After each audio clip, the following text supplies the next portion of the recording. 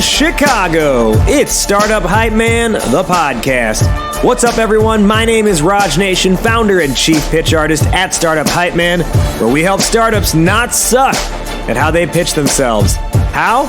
By making sure their audience sees them not as the best, but as the only. And this podcast is the only show where you will hear from leaders in the startup ecosystem sharing a piece of their heart, their mind, and their story on how they are charting their own path, growing their companies, and choosing not to play the game, but to change the game. Before we get going, hit the subscribe button on your podcast app so you never miss an episode. Also, head over to startuphypeman.com and subscribe to our Point of View letter, where we share original articles, insights, and resources, all to help you become the only of your industry. All right, get your popcorn ready and get hyped. It's showtime. Ladies and gentlemen, making her way to the microphone from Boston, Massachusetts, and currently residing in Durham, North Carolina. She is the co-founder and COO of BallotReady. Please welcome Aviva Rosman.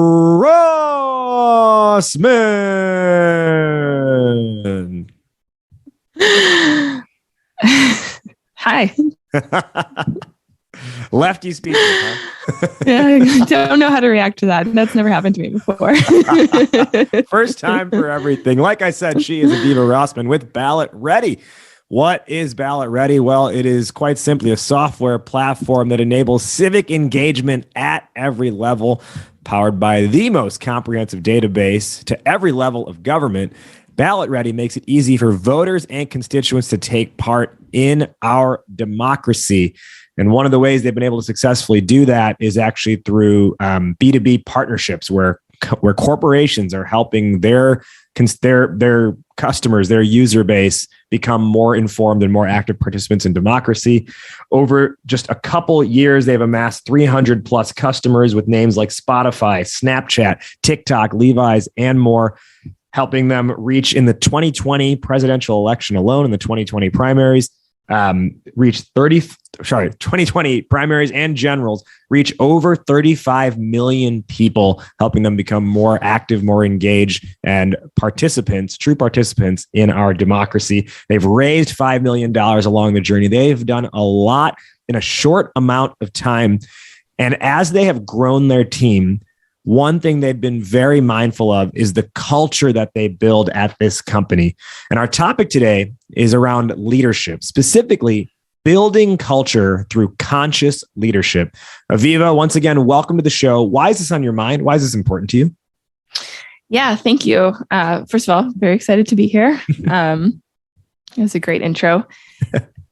So I was thinking about this quote from Ben Horowitz about how in startups you only ever feel euphoria or terror, and then the lack of sleep enhances them both. I think that's really true. And so I've really found conscious leadership to be something that helps you navigate through all those emotions, through the roller coaster of startup life. And especially now as we're navigating a lot of uncertainty in the market, people might be feeling resource constrained, people might be feeling fear or sadness. For me, conscious leadership has really been an invaluable tool for navigating decisions and relationships and emotions in startup life. Now, we're going to dive a whole lot more into that topic. Before we do, let's learn a little bit more about Aviva, the person. So Aviva, talk to me about, when do you recall being civically engaged yourself for the first time ever in your life? Were you running for school president? Were you in third grade, were you trying to tell people to recycle? What do you recall in your own life? So the first memory I have of voting in an election was in pre-K. We had a mock election and my parents told me, it was Bill Clinton and Ross Perot and the first George Bush. And my parents told me, oh, well, this is who we like. This is who you should go vote for.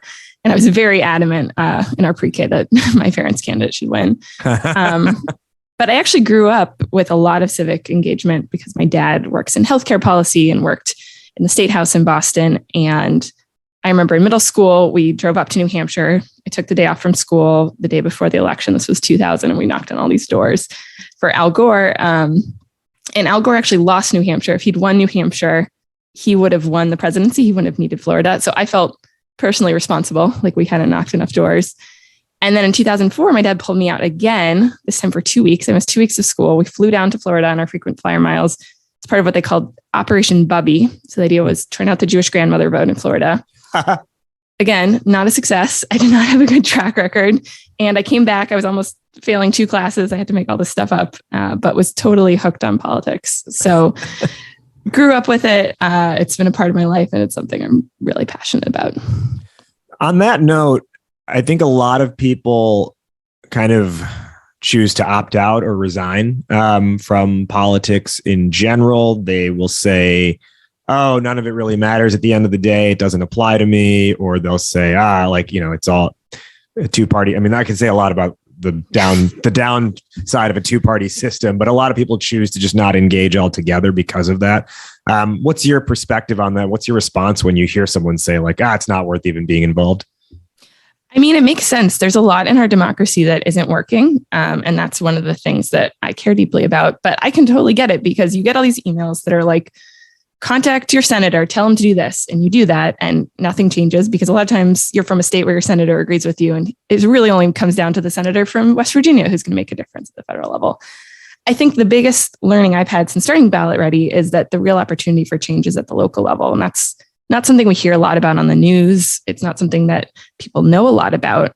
So it makes a lot of sense to me that people are disengaged and frustrated. But the local level, there aren't necessarily parties. They're the people who feel a certain way about masks or about police or about recycling, about bike lanes. And that's something where 5 people show up at a meeting and it can really make a difference. So that's our mission, is how do we get people more engaged at the local level where there's such a huge opportunity for people to make real change.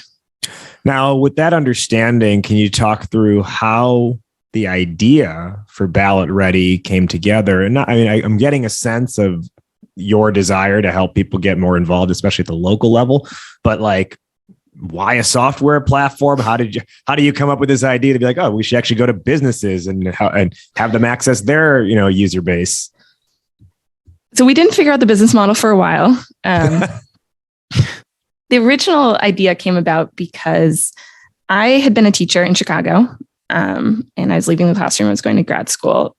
I wanted to stay involved. I ended up running for local school council, which, if people in Chicago don't know, every single school in Chicago has an elected body that can hire and fire the principal, approve the school budget. This local school council, it was right at Division and Damon, if you know it, in Wicker Park. The aldermen said they would defer to the local school council about whether there should be a Trader Joe's across the street, because the school didn't want the traffic. And the alderman said, it's up to you. And they decided they didn't want it. So if you wanted a Trader Joe's in Wicker Park, that's part of the reason it doesn't exist right there. It would have been nice. At one point I lived like across the street from Division and Damon. Right. So my friend lived around there, my friend Alex, who I knew from college. And so I called her up. I was running for local school council and I said, hey, will you come vote for me? She said, yeah. She was also passionate about this Trader Joe's. But she said, I didn't even know this office existed, which I think is true of a lot of people in Chicago. I ended up winning with 116 total votes, which I think just tells you how local this office was. Also, Alex did not show up to vote for me. She was busy that day. So it's really good that I still won, because we kept in touch. And she was going through a coding boot camp at the time and had this idea to get ready for her ballot for the upcoming election, knowing that'd be long. If you're in Chicago, there are just 100 judges that most people just have no idea who to vote for. So she was working on that, and she called me up because she knew I'd run for this very local office. And so that's how it got started. It was just this basic idea of most people don't know who to vote for when it comes to all these local elected officials. How do we make it much easier? Okay. So you guys get together, you start talking about building this platform out. And then can you talk through, and we'll get into our conscious leadership discussion in a second, but can you talk through just first when you had that decision to be like, hey, like we can figure out a business model around this that involves corporations? So again, like that was not our original business model. We thought there'd be something interesting around aggregate data and maybe polling. And that was actually what we originally raised our pre-seed round on. And so we went through first of all, I was in grad school at University of Chicago. So we started off by winning the Booth Social New Venture Challenge. We were working with the Institute of Politics there. They give us our first $400, which, at the time felt like this huge amount of money, huge show of faith. Wait, 400 or 400,000? No, 400. Oh, wow. This is the very beginning. No, we won 30,000 in the Booth Social New Venture Challenge, which again, at the time we were like, all right, well, we're set. We can just ride this out. But we went through the 2016 election. We were in 12 states. We reached 1 million people. We had all this aggregate data that we then went to figure out how to monetize, and no one actually wanted to buy it. We had completely misjudged whether there was value in this. But we had worked with a bunch of partners and they were like, hey, we really like what you're doing, but we want to build a version of this that's focused on what we care about. We care about the environment. Can we do an environmental voter guide? And at the time we had said, no. The important thing about startups is focus. We're focused on this business model. We're not going to get distracted. And they said, but really, we would pay you to do this. Will you take our money? And at that point, that was a pretty good sign that actually this was a real business model if someone was willing to pay us for it. And so then another customer came to us and said, hey, not only do we want to know who's on the ballot about certain issues, we also want to help people make a plan to vote and turn out to vote. And so another group came and said, hey, we want to help recruit candidates. And it turned out the connecting thread between all this is that the data, all this information on the local candidates on your ballot, where your polling places are, how do you run for office, is all stored across 3,200 plus local boards of election. A lot of them don't have websites. You have to send a fax. One time we got a CD-ROM and we had to find someone whose computer still had a CD-ROM drive. Wow. So figuring out how to collect all that data, we were able to build it into a platform that helped people take action based on all this information about their local democracy. All right. So a lot of this building and developing, over time, you grow a team around this. And once you start building a team, you go from just like, kind of founder creator to leader in the process, right? So, our topic today is building culture through conscious leadership, or building culture with conscious leadership. Can you first let us know what is conscious leadership and how did you learn about this leadership style in the first place? So conscious leadership is a way of thinking about your decisions and essentially being intentional about your life. So if you are thinking about all these things are happening to me, for example, I never can sign this deal, no VCs will talk to me, nothing is working. Conscious leaderships help you shift from that mindset into a mindset where you feel in control. You're not a victim anymore. You can take responsibility. And I was first introduced to it pretty early on through our first accelerator that we went through, Merge Lane. And we're talking about this. One of the central concepts in conscious leadership is this idea of above the line or below the line. And when you're below the line, you feel resource constrained, you're committed to being right, you're not creative. And then if you can shift to above the line, then that's where you can be open to the world, you're open to learning, all these things. And I realized as we're going through this exercise about what are you below the line about, I was below the line about a lot of things in the startup at that moment. And I also realized we went through this other exercise called withholds, that I had a lot of withholds from Alex, my co-founder. All these things that we just hadn't been saying, withholding from each other. Yeah. All these things the thing about a withhold is it just builds on itself. And so that every time someone does something, it just builds on this story of it's just like them. They're always late, or it's just like it's like a rubber band ball where you keep adding one more rubber band onto it.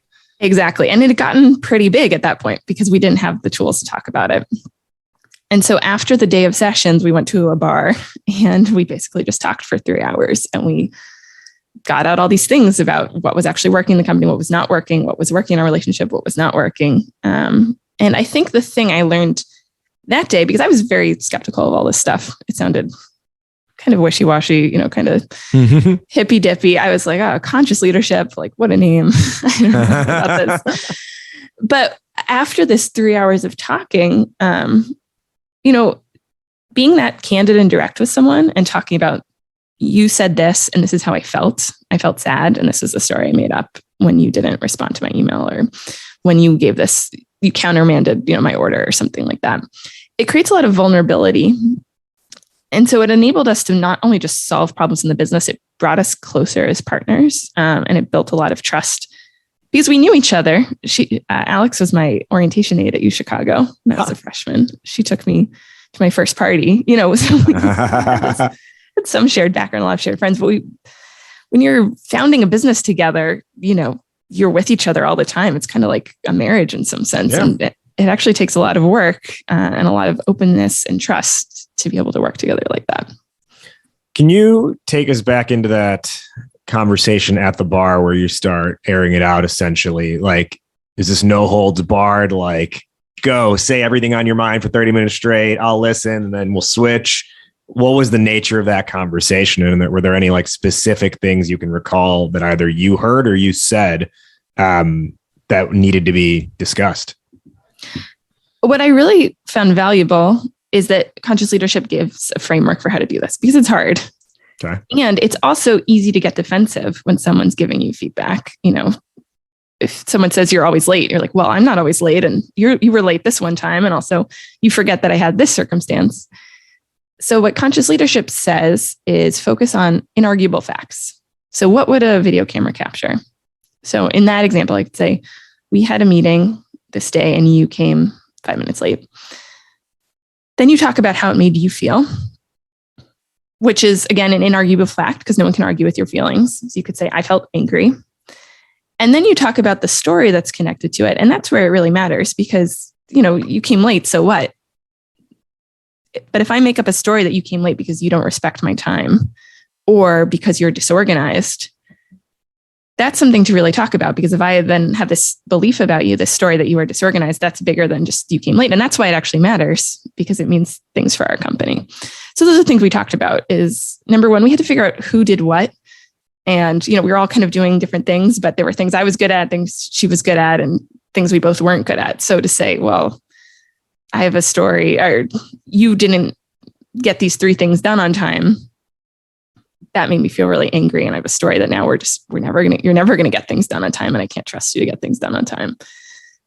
So it's 1, what is the inarguable fact? 2, how do I feel about that inarguable fact? And 3, what's the story I have created around that fact and the feeling that's been generated? Right. And then what the partner does the whole time is the first time they repeat it back. So they say, okay, so I was late. It made you angry and you made up a story that I don't care about your time. And then they say, is there anything else? Which is a great prompt because then you stop and think and you're like, oh yeah, also I'm really mad about this. And you keep going and they repeat it back. And then they thank you for sharing. And then you can talk about what you're feeling. So it gave a really good model because again, and Alex and I have done this now many times. And part of it, sometimes one of us will say, I feel really defensive right now. I feel sad that you feel this way. And it gives you a chance for them to process their emotions too. Being candid is hard. And I think giving a framework for people who don't want to do it or for people who want to do it, but there are emotions involved in it, it works. It was a really useful way to go about it. In that model, the partner repeats it back and then they ask, is there anything else? Let's say you have more to say. Let's say you don't have anything more to say. How is the partner then, like, how should they be responding after that? Because theoretically you could hear all those things and be like, well, you're wrong for these reasons. Yeah. I mean, so the way we did it, and again, all these things are just models and you don't have to stick to it, is one person just goes through everything first. And your job really as a partner is just to listen. The other thing about these things is you can't just do it. I can't just say, hey, I want to do a clearing with you. Listen to me vent at you for the next 30 minutes. Mm-hmm. You have to be in a place where you want to hear it too, because you're just going to be sitting there listening to me. And ideally you're in a place where you are really just taking it in and thinking about it. And when I first learned this, we saw one of our investors, Sue, do this. And it was just amazing to watch her because she was just closing her eyes and kind of smiling and just like nodding her head as she heard this person attack her for being too detail oriented and yelling at someone about not getting the right sandwiches. And that was just an amazing model because I think I also had in my head that when you receive feedback, it's scary. And, it's something that you're going to dread, and to watch someone kind of smile and like really relish it, like, ooh, yeah, like really tell me what you're thinking. This is great. This is really helpful. That was just something I never experienced before. Okay. So where does the person, I guess, like, when is it their turn to respond? Should they take in all the information, sit on it for a day, and then you come back to the conversation? Should it happen in the same session? And is there a model for how they should give their reply? I can't remember off the top of my head if there's a model. And I think there's no hard and fast rule here. I think the thing is the person in a place where they can respond, where they are open to the feedback? And there were times you might say, listen, I feel really below the line about this feedback. This was this concept from earlier that we learned about, like, I feel really committed to being right. I don't feel open right now. Let me take a day and come back and see if I can shift and be in a place where I can respond to this. But that's the point, right? Is that you are taking the feedback as a gift. But another concept that's been useful to me around this sort of feedback is that you have a windshield wiper. So it's not like someone can come to me and say, you suck. I felt angry. You did all these things. My story is that you're a terrible boss. And you're just like, oh, thank you. Yes, I am a terrible boss. Like, you can have a windshield wiper or a windshield filter, and you take some things in. You're like, this is really valuable. I can learn from this. And you can also take things in and say, actually, I disagree. I don't think that's I understand that's your story. I can't disagree with your inarguable fact, but my understanding of this is different. And this is what I can learn from it. And this is what I can't. I want to talk about how you have been able to scale this leadership style across the company. Before we go there, on that note of scale, I want to take a step back for a moment and talk to our listeners about how they are scaling their own individual products. Maybe you've got an app and your app is launched. Awesome. Congrats. The journey is just getting started. As you think about scaling up your software, did you know that about 4 in 5 apps get abandoned after a single use? Why? Because they don't really deliver what the users want. So how do you improve your app to avoid failure? Well, fear not. You just need an experienced partner that's going to help you out with this quest. And that partner goes by the name of Mikito. They're a team of design, software development, and product strategy experts that have built over 150 successful products for startups and enterprises. And what that means is they've got the experience and the know-how at the enterprise level to know not only how do they build, but how do they build for scale and support and all those things. But because they work at the startup level as well, they've got the speed, the agility, and the flexibility for a fast-paced environment that a startup offers. Yours could be yours could be next in a long line of successful software, apps, and products. And how do you find out if yours could be next? Well, just have a conversation with Mikito by going to mikito.com/hypeman. That's MIQUIDO.com/hypeman, mikito.com/hypeman.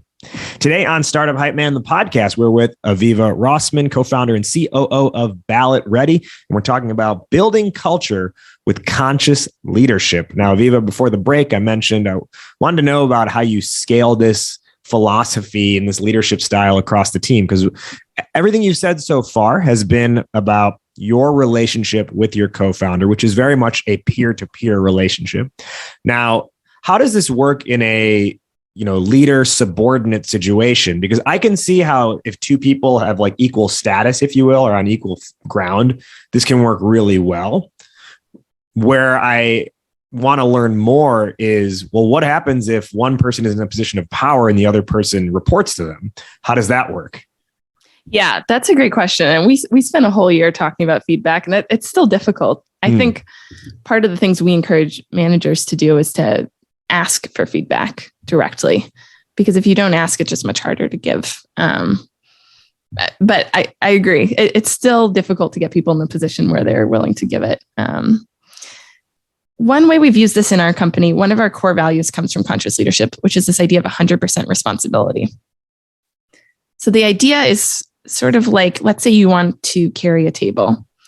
If you take less than 100% responsibility, let's say you take 50% responsibility, you kind of just sit on the sidelines. You're like, all right, let me delegate. Someone else can carry this. I'm not going to help. Maybe just sit there. You don't even delegate. You're just like, someone else is going to move this table. A lot of times what I see at our company is people take more than 100% responsibility, which is I'm going to pick up this entire table and I'm going to just move it myself, which, It can be difficult, sometimes impossible. You might throw out your back. So 100% responsibility is you're taking the right amount and maybe you find someone and you carry it together. And that's something we talk about with managers, because as you're talking, let's say to a direct report who's underperforming, you want to think about what's your 100% responsibility here. What's your responsibility? What part is their responsibility? In what ways maybe you're trying to save them? You're trying to prevent some conflict. You're trying to prevent some hurt to them from getting bad feedback or from failing. In that way, you're taking more than 100% responsibility. Maybe you're acting like a hero, which for them sort of turns them into a victim. How do you find the right way where you are providing them the support they need, but they are also doing what they need to do to meet their goals? Okay. So if I'm an employee and I'm having an issue with my manager, is the culture at your company such where I could follow the 3-step framework of being like, hey, here's the inarguable fact about the situation. Here's how I feel about it. And here's the story I'm telling myself because of these things? Right. Ideally, you could do that. Also, it's hard. So sometimes people practice, sometimes people write it out. Sometimes people can't do it. But yes, the goal is to be candid. And also, I think the other part of 100% responsibility is if something's not working with your manager and that's affecting your performance or if it's affecting the company, what's your 100% responsibility there? And if you don't tell them, you're not taking full responsibility because it's not going to change. And you're making a commitment to, I'm committed to this thing staying the same. Right. So you have to find a way to tell them. And then let's say you do tell them they don't change. Well, then to some extent, you've done your 100% responsibility. Now it's on them to figure out what to do next. Then in that scenario, I guess, what kind of systems or philosophies do you have in place to help there actually be follow through? Because like you said, right, someone could do the right thing in bringing up an issue. Another person theoretically could be like, all right, you don't know what you're talking about, and just keep doing the exact same thing. Yeah. If people completely disagree, it's hard. You could maybe bring someone else in. You could think about what's my responsibility. If I really strongly believe we're doing the wrong thing, bring in someone above them. Or you could say, I've done my best and I can't convince them we're going to disagree. That might also be true. I think another tool we found useful from conscious leadership is this idea of clean agreements. A lot of times difficulties stem from this idea that we are making really vague agreements. You end a meeting, you say, okay, that's great. This person is going to follow up on that. But what are they exactly going to do? When are they going to do it? And then, 2 weeks it doesn't get done. You say, hey, you said you were going to follow up on this. Well, there wasn't a clean agreement. What was I actually going to do and by when?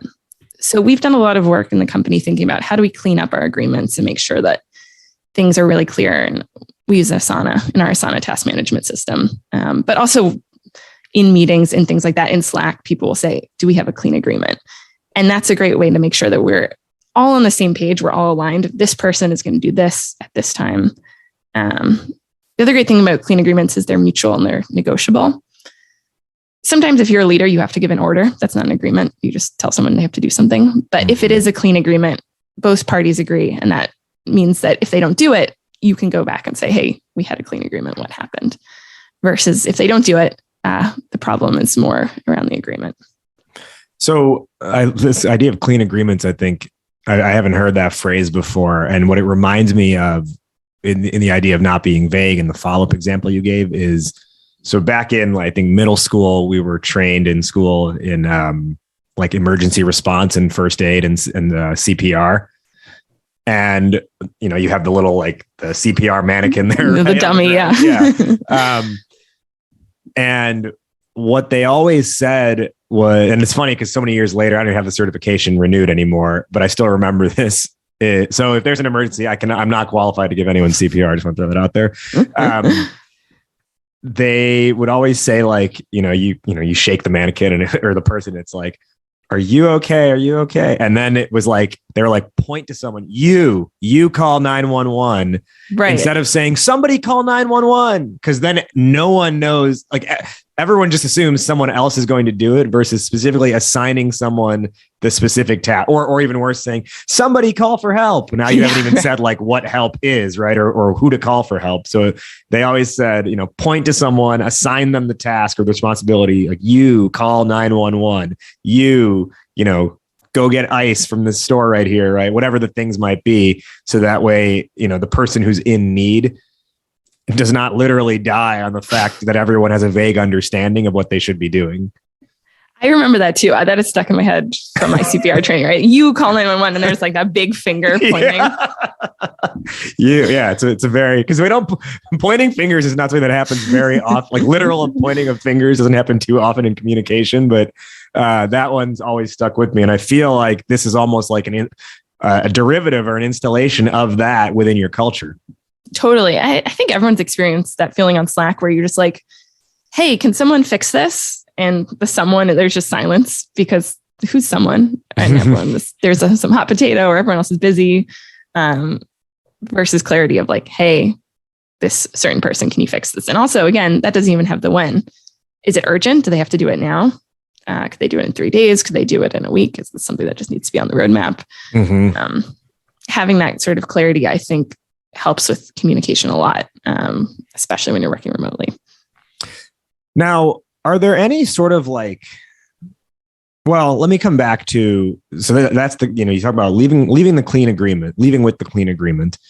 And I think part of what may help in having a clean agreement is a clean upfront. And I want to come back to the step one of the process, which is the inarguable fact. And I'm wondering if in instances where potentially things end up vague or a person doesn't, really hear what the other person is saying or disagrees with it. Is it ever like, well, let's look at the inarguable fact. Was it truly inarguable, or did you start by presenting an arguable fact? That's, I think, the hardest part about doing this process, because it's all mixed up in our heads, the story and the inarguable fact. But if you can really focus, and I've done this a ton of times because people have written these out in Google Docs and I just go through and I cross out. Because it really needs to be just what would the video camera capture?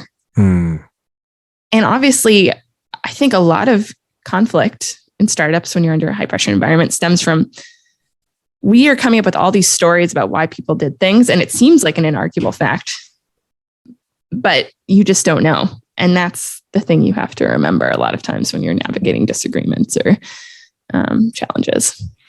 I think what's helped me personally, I guess navigate life, I suppose. And it's funny, very recently I was having a conversation with my wife and one of our friends. Is this idea that like literally there is a universal truth that does exist. However, I don't think any human is actually capable, unless we get to a very enlightened state, of genuinely knowing and understanding what that universal truth is. And so what we're left with is perception, and everyone is just living through their own perception of something. And I mean that, you can go as deep as you want with that, but I think it even like literally, I think the most tangible way to look at that is like you and I could both be standing on a street corner looking across the street at a tree, but I'm standing 2 inches to the right of you. So I'm going to naturally see that tree in a certain way. And you being 2 inches to the left will see that tree in a slightly different way. And so all we have is our own perception of the situation of what's in front of us and a situation that's in front of us.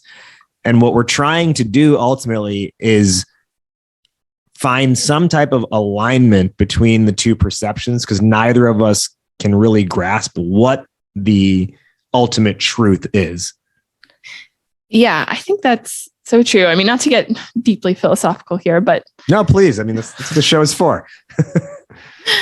I mean, we're all black boxes to each other. You seem like a person to me with your own thoughts, but I can't access them. And maybe you're a robot, maybe you're a zombie. I don't know that. But I think it's easy to forget a lot of times about that lack of access. There was an interesting piece of feedback I got from someone once where I had posted an announcement about the birth of they were expecting a baby. exciting thing. And I just quoted their Slack and I said, this is their words.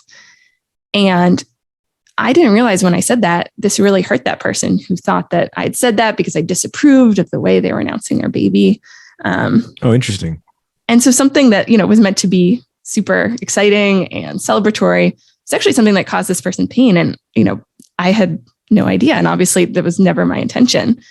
But it's such a good example of, number one, I have no idea what you're thinking, how someone is reacting. I can have tons of stories of you're mad at me, you're angry at me, but I can't know. And number two, if you don't share that feedback, that person's carrying that around, that's informing their relationship. Again, this is like a withhold of that rubber band that's building. And when you're candid about it, then you can talk about it. And I can just say, oh, no, that's not what I meant. And I'm sorry that you felt sad when I said that. That was not my intention.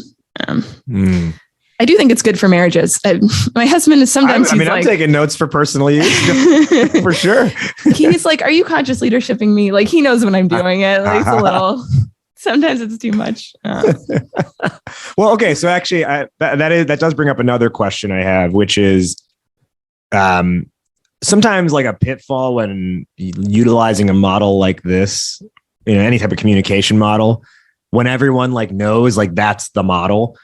It's like, okay, you're CLing me or, you're conscious leadershiping me. I get it. Right. So does that happen at your company? And if so, like, is it okay that happens? Or is there a way to be like, I know, but it is important for these reasons. How do you make sure it doesn't like become disregarded because people know it's a communication model? So not everyone agrees. Not everyone finds this model useful at BallotReady. And so it's not a thing that we say you have to follow this. I think the model for feedback is useful. It's something that I turn to when people come to me for advice or I'm coaching people, but it's not something that's mandated on high. And I think that's the other thing. It's just a model. It's not meant to say you have to do these things. You have to talk in inarguable truths and say things in this order. Really, what's been valuable about conscious leadership for me and in building the company is just being aware of what you are doing and why you're choosing to do it. And then you can make a decision. I'll give you one example. Let's say a customer calls up and they're just giving us super annoying feedback and they're upset about everything and they want us to change things. And sometimes my reaction to that is angry or afraid. And I'm like, God, can you curse on this podcast? Yeah. Yeah. Okay. Like, fuck that customer, right? Like, I'm not giving them anything. I don't want their money. I hope they fail. Like, I don't want to work with them anymore. And then I think a pitfall of people learning this model is they think, okay, the point of conscious leadership is you're going to become this conscious guru and you're going to transcend that. And you're going to say, what can I learn from this super annoying customer? But actually the point is just to notice that that's how you're feeling. And then you can make a choice and you can say, okay, do I want to shift? Do I want to try and learn from this? Or is it really fun to just be like, let's vent about this fucking person and their stupid ideas and their bad requests. And you can just exist in that way. And get a lot of pleasure from it in something that's difficult. The point is that you're making the choice versus if you're not conscious of it, then that could be driving your decisions. You could be really, it's literally unconscious and you could be super afraid. And so you can't focus or you're telling the engineers, hey, we need to change the roadmap right now. And you're yelling at people because they're not doing their jobs. And it's all become because you're feeling this emotion, this fear, this anger. But you haven't really processed it. You haven't made a choice about how you're going to react to it. So it's in the driver's seat as opposed to you working with intention.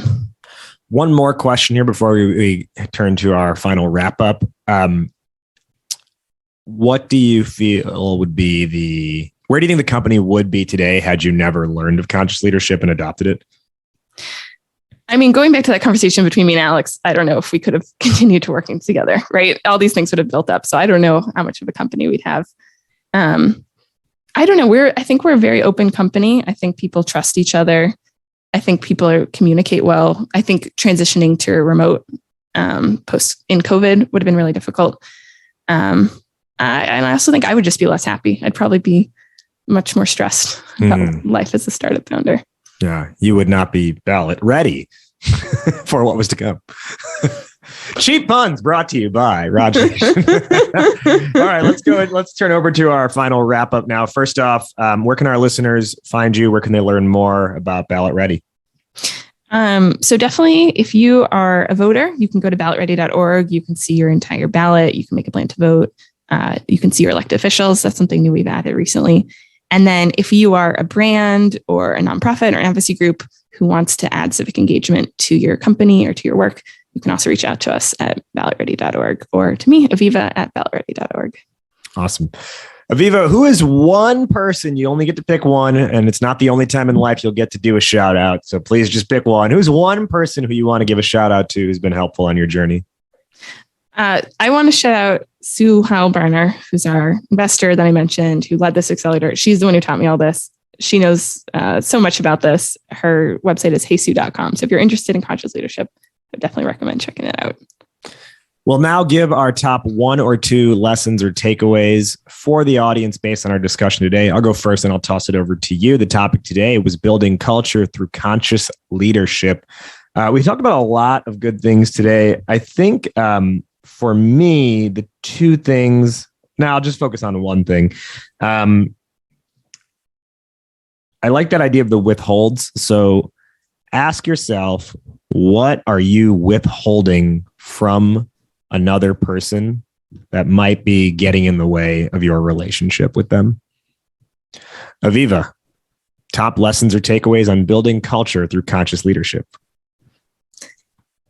I would say, to your point, not everyone has to agree with this. Not everyone has to believe in it. It's been a useful framework for me, but I think about how you're making decisions, how you're processing emotions, what are the stories you're telling yourself, and then you can decide how to process them, what frameworks to use. But as a startup founder, there are lots of emotions. What are you doing with them? My final question now, which is how we end every episode on this show. Aviva, fill in the blank. Entrepreneurship is blank. That's a great question. I would say entrepreneurship is something new every day. And why do you say that? That's what I love about being an entrepreneur is any day I'm learning something about finance or leadership or being on a podcast. It never gets old and I'm always learning something different. Entrepreneurship is learning something new every day. She is Aviva Rosman, co-founder and COO of BallotReady. Aviva, thank you so much for joining us today on Startup Hype Man, the podcast. Yeah, thank you for having me. And listeners, remember, I've been talking about it all season long, but coming soon in 2022, we are officially dropping the Startup Mixtape, a full hip hop album dedicated to the founder's journey. It'll be available on all streaming platforms. If you want to know when the drop is happening, when we're dropping singles along the way and be there for the journey to get there, just subscribe to our point of view letter at startuphypeman.com. You'll be the first to know about everything related to Startup Hype Man.